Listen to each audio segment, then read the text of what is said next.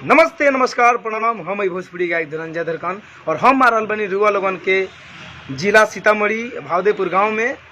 हम चाहें कि जितना भी हमारे भोजपुरिया श्रोता समाज बानी सब केहू भारी से भारी संख्या में जुड़ी और अपना लड़का के ढेर सारा प्यार आशीर्वाद दी और प्रोग्राम के आनंद उठाई। डेट ना भूलम 20 फरवरी 2021 20 फरवरी 2021 भावदेपुर जिला सीतामढ़ी में। तो रुआ लोगन भारी से भारी संख्या में आई और लड़का के ढेर सारा प्यार आशीर्वाद दी और प्रोग्राम के खूब आनंद उठाई। प्रणाम। तो जी हाँ दोस्तों, आप लोग को न्यूज़ कैसा लगा कमेंट बॉक्स में कमेंट करके ज़रूर बताइए। अगर अच्छा लगा होगा तो मेरे चैनल को एक बार लाल बटन दबाकर सब्सक्राइब कर दीजिए और बेल बटन को प्रेस कर दीजिए, क्योंकि भोजपुरी इंडस्ट्री के रिलेटेड हर न्यूज़ आपको सबसे पहले हम दे सकते हैं।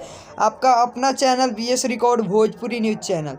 और एक बात आपसे और बताना चाहते हैं कि जो कि आप लोगों को धनंजय धड़कन का फिल्म का इंतज़ार है। धनंजय धड़कन का फिल्म आप लोगों के बीच बहुत ही जल्द रिलीज़ होगा।